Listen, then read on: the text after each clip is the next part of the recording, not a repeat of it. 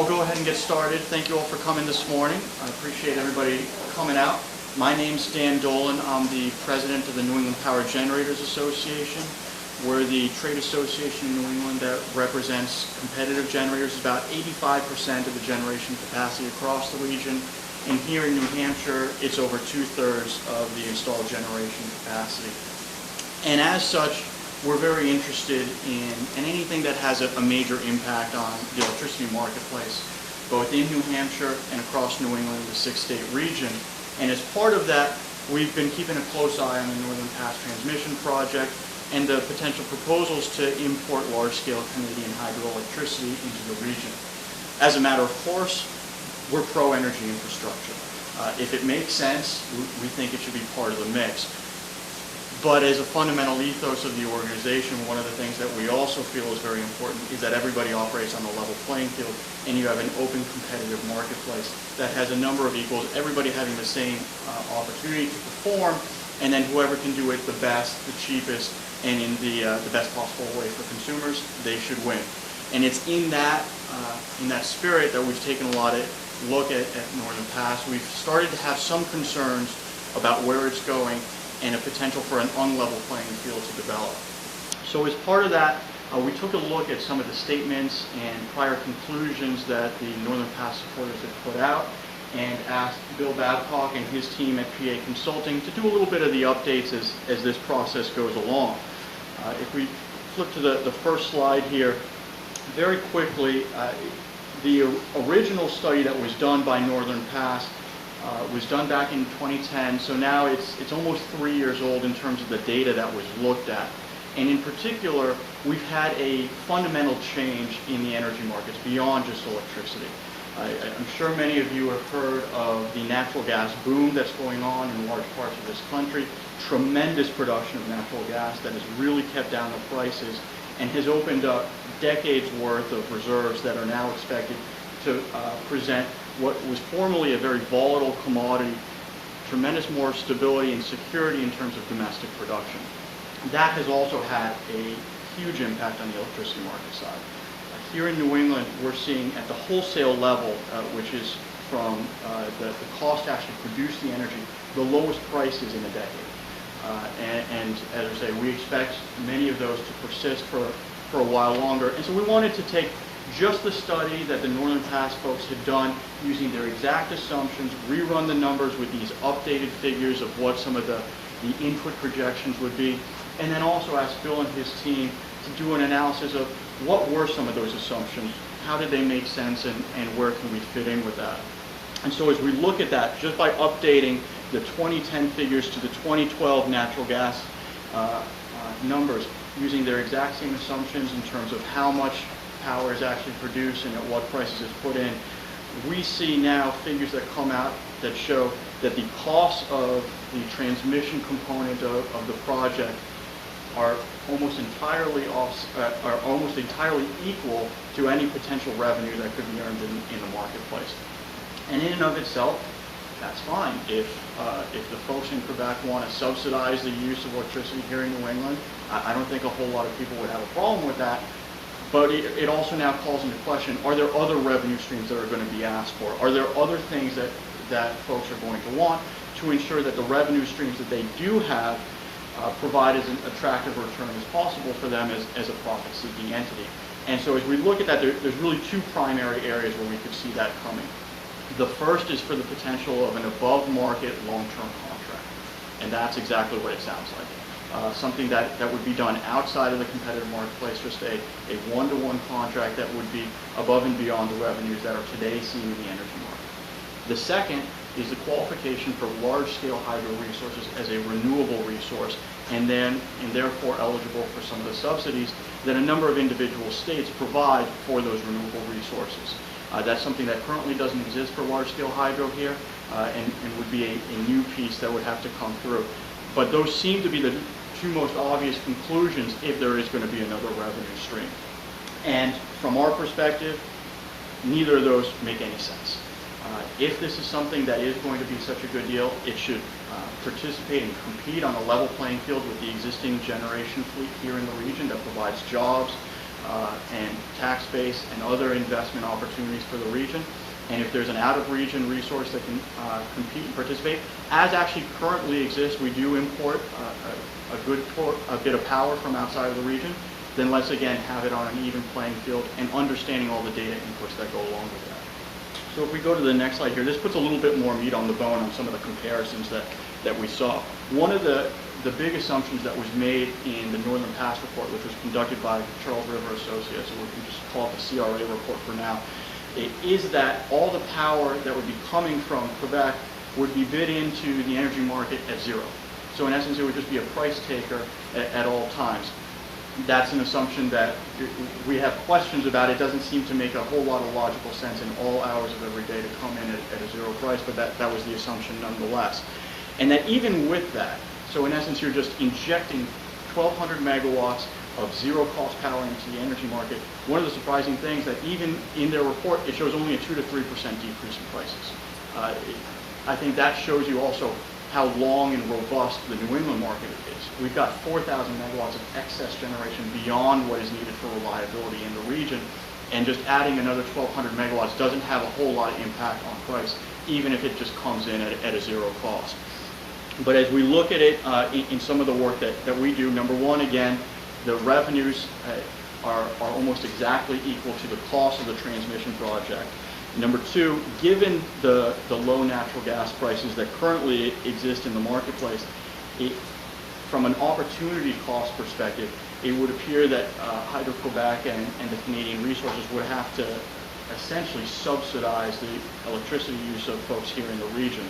And number three, if we are going to look at it this way, again, what is that revenue driver? If you're going to spend billions of dollars constructing this transmission line, constructing the generation facility, because these are going to be new hydro generation facilities, upwards of $6 billion in cost, you're going to want to earn a return on that. So where is that going to come from? And if now we go to some of the questions that we have, we want to make sure that policymakers have all the relevant data points, that the public understands all the issues associated with that, and there appear to be a number of questions that are still left to be answered. What is going to be the actual impact on the region? What are going to be the costs associated with that? How is that going to be reflected in what the bids are into the marketplace? I think we all assume it's going to be at something more than zero. We want to know what is going to be that overall case and scenario that we have to develop, that we have to plan around as we figure out what is going to be the energy future here in New Hampshire and then across New England. And similarly, what is going to be that driver if HQ is going to sell all this in? My guess is they're not going to want to subsidize it. They're going to want to be able to earn a return. Let's understand where that's going to come from, whether it's a renewable subsidy, whether it's an above-market contract, or if there's some other financing structure that we aren't aware of. But we'd like to have that out in the public domain as well. If a renewable subsidy is a question, and I think one of the key areas around that needs to be understood is large-scale hydro a resource that should qualify for a renewable energy subsidy? In my mind, the renewable subsidies have played an important role in helping the economic development of technologies like wind and solar. But is it something that's necessary for a mature technology, something that is economically sufficient on its own 2 feet, that can compete in the marketplace without that type of subsidy? I've never thought of it that way, and I think that's something that we need to have a public debate about if that's a direction that policymakers and others want to go in. So if we conclude now, I think we have to look at this in the broader context of what's being proposed. Over the last 6 months, the majority of consumers in New England, virtually every utility in the region, has seen a price decrease. We've seen this because of a competitive marketplace in which a number of generators are able to compete against each other on a level playing field. We've seen this because we have a historic situation going on in the natural gas market that has decreased prices significantly, allowed those prices to persist, and created a much different dynamic in this country in terms of energy production. We've also seen that because of these fuel price forecasts, that the financial investments only make sense if there is some other revenue driver, some other support that will allow another 1,200 megawatts come into a market that already has an excess of 4,000 megawatts. So as we look at that, right now, as it's being proposed, it makes no sense to go forward on this. We want to make sure that that level playing field that has allowed for a competitive marketplace to develop in New England continues to persist, and make sure that if there is going to be anything that's considered outside of the region, it is done on that equal footing with everybody else, and allows for the in-region investments that drive jobs, investment with local contractors, and important tax base at the state and local level to continue to persist. And with that, we'd be happy to answer any questions. We've got Bill here as well. We can do a much deeper dive and talk a little bit about what are some of the assumptions in the report and how some of those conclusions were reached if folks are interested. Any questions? I think I need some more specifics. Maybe some examples of what you looked at that are different. I'm trying to start right now. I feel like we'll say similar things that I wrote before that you have some specifics that you look at this number that could then 2010 One of the key areas, and then I'll turn it over to Bill. One of the other things that came into the report that we're seeing is this isn't the only type of project that's being proposed along these lines. We've got obviously Northern Pass, which rightfully has generated a lot of attention here in New Hampshire, but there is also a very similar project that's being proposed in New York, coming down the Hudson River to feed into New York City at a comparable level, not exactly, but at a comparable size. You've got also a project that was just completed beyond the proposal stage. It's actually gone into service to export power into Ontario. And if we look at the totality of these, on top of obviously the domestic use that they're going to want, they're building this large hydro facility. It's predominantly to serve their native customers. What are going to be the opportunity costs associated with that? Some of the assumptions that are being made here are that this is going to provide a tremendous net benefit because all 1,200 megawatts are going to flow into New England pretty much at all times at the zero cost. Well, how can that be if you're also trying to build a line in New York and if you've already got an existing line built in Ontario? In fact, in some of the work that Bill did, it found that because of those assumptions, one of the perverse effects was actually a finding that in certain hours they would actually be importing power from Ontario to then export power to New England. Again, it just doesn't make a lot of sense, and we don't see how those numbers add up. On the level playing field perspective, if the revenues and the costs entirely offset each other, again, they want to do this for a return, and rightfully so. All my companies are full profit entities, and capitalism has done a lot of great things for this country. But so where's that revenue going to come from? What we're worried are these out-of-market revenues, whether it's that new renewable subsidy that doesn't seem to make a lot of sense in that context, or some other contract that's done in a one-to-one deal without some other competitive market test. That's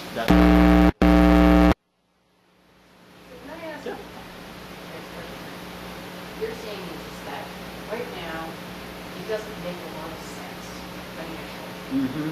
Or wouldn't that be a decision of the investors who would look at this and say, this isn't going to make a lot of sense unless we get RECs or some kind of incentive. So they would want to have that on their, they would ask up front before they would go for permitting. Is that correct?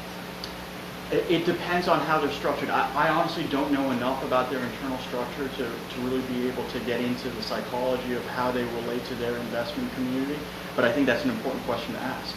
Let's see, what is the financing assumptions of that? Is it something where they are talking about this internally, where they're going to need to rely on a REC? And if so, let's know that, and let's understand why that decision is. And again, let's make that part of the debate about this project. To date, it hasn't really been, and that's one of the things that we're trying to bring out. But if they got the RECs, wouldn't that help your association because they would be like large size? I assume you have large scale hydro. We actually don't. We've got some small run-of-river hydro here in New Hampshire and otherwise, but nothing of the scale and scope that they do. So do they receive? They receive on the tiers. Aren't they a third tier? They are. Okay, so they're on the lower tier. They could perhaps be moved up second tier, and I mean it depends on how the regulators choose to do this. Sure. But it might be that your routes get a better benefit because they're not considered the same as large scale hydro.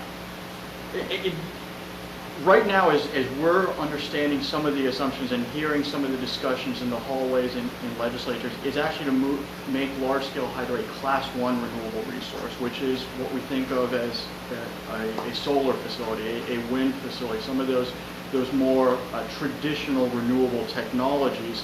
And what we were concerned about is not only the subsidization that would occur for 1,200 megawatts, which is a huge amount of supply to come into the region, but also what that does to the renewable market. We have a number of members that own renewable facilities, and what that now does is it undercuts the price of the renewable energy credits for those other facilities. For a resource where, again, we think it's an open question whether it should be able to qualify as a Class 1 renewable resource. So your concern is that they might not ask that at the beginning. They might be willing to go ahead with it being a zero-sum game for them at first. And then when they're not making the return on their investments, go and ask for this kind of thing. You know, in terms of timing, we don't have any assumptions. Right now, we haven't seen any concrete poured on any of these facilities. We haven't seen any towers actually go up. So they haven't actually had to put in place the strong construction investment that is necessary here. So from a timing perspective, whether it's something they put it in and then it's a bait and switch, and at the end they come in and say, well, actually we need these other supports, or whether it's actually done before construction, I don't know how that could be done. All we're saying is we don't see how the financing right now adds up, how the numbers make any sense, and we're worried about some other revenue stream being put in for a subsidy. When you say you heard lawmakers about maybe use qualified for is that in New England or here in New Hampshire? It's in a number of different states in New England. So for example, in Maine, there was legislation actually put forward this year that would make large-scale hydro a Class 1 renewable resource. In Connecticut, there hasn't been proposed legislation, but there have been draft proposals put out talking about the potential need for including large-scale hydro as a renewable resource. In Massachusetts, there's a pending energy bill right now that doesn't include large-scale hydro as a renewable resource, but includes it as a potential policy goal for the Commonwealth. And actually, in the merger agreement of Northeast Utilities, the parent company of PSNH and NSTAR, one of the provisions in there that kind of raised at least my eyebrow was that the combined entity would not seek renewable energy credits for large-scale hydro before 2016. So what happens after 2016? Those are the things that we're worried about. And then if you look at what is the in-service date for Northern Pass, my guess is it's around 2016.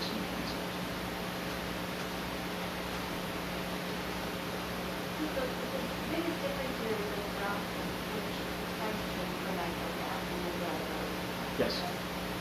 That's been the biggest driver in the economic net benefit here, as we see it. But because of that, we now have this other concern about where the revenues are going to come from. The other component to it is we've continued to see a competitive marketplace here in the region. We think that is another important thing to consider. If new investment is needed, if there is the need for some sort of substantial increase in generation, which we don't see in the marketplace right now, but if there is that need and policymakers determine that, let's have an open competitive process to determine who can do it the best. If Hydro Quebec can do it the best, let's put everybody up against the wall and let's see who measures up. Also at the long-term projections for gas through past 2016 or in that area. Bill, do you want to talk a little bit about that? Yes. Babcock, the ABCSC. Yes. CRA had used the Department of Energy's annual energy outlook forecast or projection for natural gas for 2010. And we updated it. The latest release is what they call the 2012 early release from the Department of Energy. And the prices start out at about $1.50 to $2 below. The 2012 is about $2 below the 2010. And that gap narrows a little bit by 2024, but the projection timeframe that CRA used and we looked at was through 2024. So you can roughly think that projections in the Department of Energy's thinking natural gas prices will range from $1.50 to $2 below what they thought just 2 years ago. And in the report itself, Bill's actually got a nice little graph that illustrates this on page 10, if that's helpful as well. Does it also include the amount of, maybe you could explain a little bit about how the market works? As you said, there's the concern that it would affect the whole renewable energy credit market. As I understand it, if you're a dirty coal company burning, you have to pay a penalty or these credits, and that goes to subsidize renewable. Is that? Yeah, I see you need to walk me through that. Yeah. Go ahead, Dave. It does become complicated very, very quickly. The money that goes for renewable credits or any sort of support for renewable facilities isn't something that's necessarily taken from a penalty somewhere else. It's just an addition onto the bill. It's something that policymakers deem as a goal for the state, for the region, and therefore consumers simply support that as an addition onto the bill. And in fact, depending on what your bill looks like, there are actually some bills that break that out and show the component that goes to some renewable energy support. On the environmental compliance side, for some of the more conventional technologies, whether it's from a fossil fuel or otherwise, that has to meet some of the emissions restrictions put on either at the state or the federal level, for the most part, it's a system where if there is some sort of trading that's allowed or payment to receive credits to then be able to exceed some of the emissions limit, that's actually done on an open marketplace. And what's then done is those facilities that have an excess amount of those credits, that have more of those emissions credits than they actually need to run their facility, sell those on the marketplace, and they're able to receive that revenue that then go to either making some of the environmental upgrades or other capital expenditures on those facilities or elsewhere. And then the CO2, many of the states are part of the RGGI, and so you have to buy your credit then from the state, and so it becomes a cost of production for the convention. It would seem that to the consumer, they're getting screwed. You're buying more attributes in your electricity. You're buying greenness, you're buying cleanliness, along with your life. So why would anybody who supports Northern Pass want to pay more? That's a great question. That's a good analysis because as good economists, they defined the question that they were asked narrowly. But if you think about what's involved here, that's what we went back through and looked at the cost of the line. The Northern Pass folks have a FERC tariff approved that allows them to charge $219 million a year for the line. And if you then start looking at that and taking those numbers and begin to add them up, that's where I think Dan's saying, is this really a level playing field? Just to put that in context, there's also a portion of the line north of the border that has to be built, but we don't really have any real costs for those. Nobody's reported what that would be. So we simply took a ratio. I think it's about half the length or a third of the length, and took the costs for the southern portion to be the same as the cost for the northern portion. You come out with, and this is where Dan came up with the point, that that's going to be about $40 a megawatt hour. And what does that mean? Well, that's 4 cents a kilowatt hour for on your bill. Today's electricity prices in the marketplace are just about that. That's about all they are on the energy side. So you're saying that the electric line itself is going to be about the same cost as what power is. Then you ask yourself, where are they going to get the power to flow over the line? In the analysis construct that CRA used, they're assuming that Quebec's going to build the dams anyway. As an economist, we'd say that's a sunk cost. They've made that decision, so that calculus wasn't figured in. they assume that if the power doesn't come to New England, it's going to go to Ontario, New York, and come back over the existing Phase 2 line into New England. With Northern Pass, that provides Hydro Quebec another outlet to sell. In fact, if you think about it, it allows them to sell it at higher prices. They can sell more during the summer because they're going to have 1,200 megawatt more outlet to come to. Where do they get that? Well, they pull it from other markets. Ontario, and as Dan mentioned, in fact, in the first couple of years of the study, they show all the energy actually not going to Ontario and actually Hydro Quebec buying some from Ontario on net to sell to New England. You say, well, what, in the economist phrase, what's the opportunity cost? Because you're essentially buying it from that market. You're saying, gee, I don't want to sell it in Ontario for $20 because I want to sell it in New England for 40. I'm left with 20. Well, that's a good deal if I assume somebody's going to build my power line. But if I got to come up with $40 in between, I buy it for 20, I pay $40 for transmission, and I sell it for 40, I'm out 20 bucks. How's this going to work? That's part of this question that we had when you start bringing in all the costs. And then if you went back and said, how much is Hydro Quebec really going to spend on the dams? And say, they've said, I think it's somewhere in the neighborhood of $14 billion is what their build construction costs are going to be. What we did is just ratio out the energy that's going to flow over Northern Pass to that number. And so to get it, it's about $6 billion. And then you start figuring the $6 billion and dividing it by the amount of energy. All of a sudden you come up with something that's about 10 cents a kilowatt hour, $100 a megawatt hour. And you say, all right, so I've got 4 cents for the transmission line and 10 cents for the dam. That's 14 cents. And we've got energy prices in the CRA report back with the higher gas prices, the equivalent of 6 cents. So you say, okay, now if they want to, as you said, subsidize, fine. Yeah.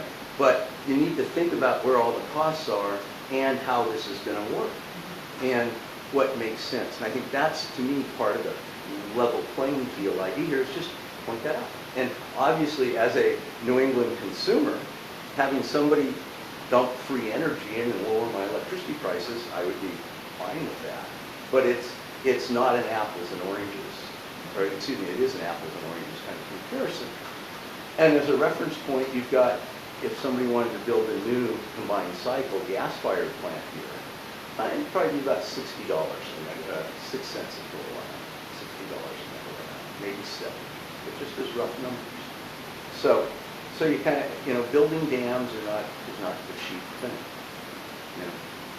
Can I ask a question about the costs of line?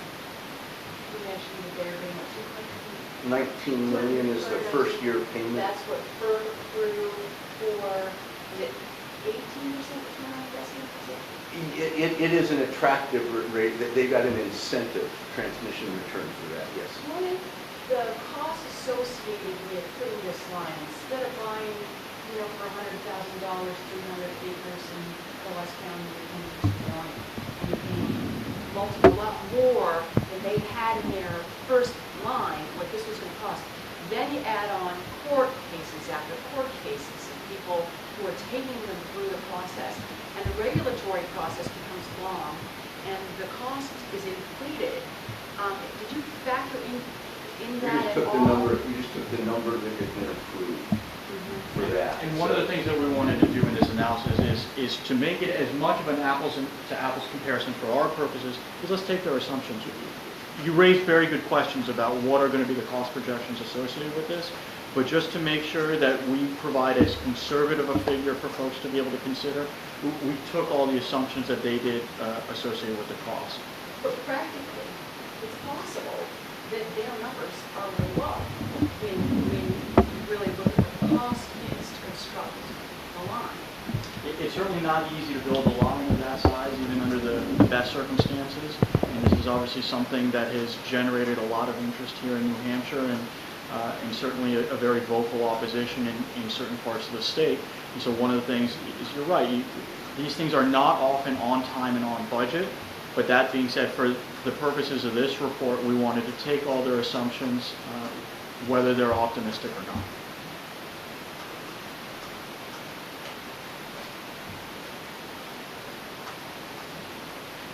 Great. If there are no other questions, we'd certainly be happy to answer anything else that you may have as a follow-up. Please feel free to either reach out to myself or Bill, or we've also got Sandy Hennequin from New England Power Generators as well. We really appreciate you all coming out for this, and thank you. Thanks, guys.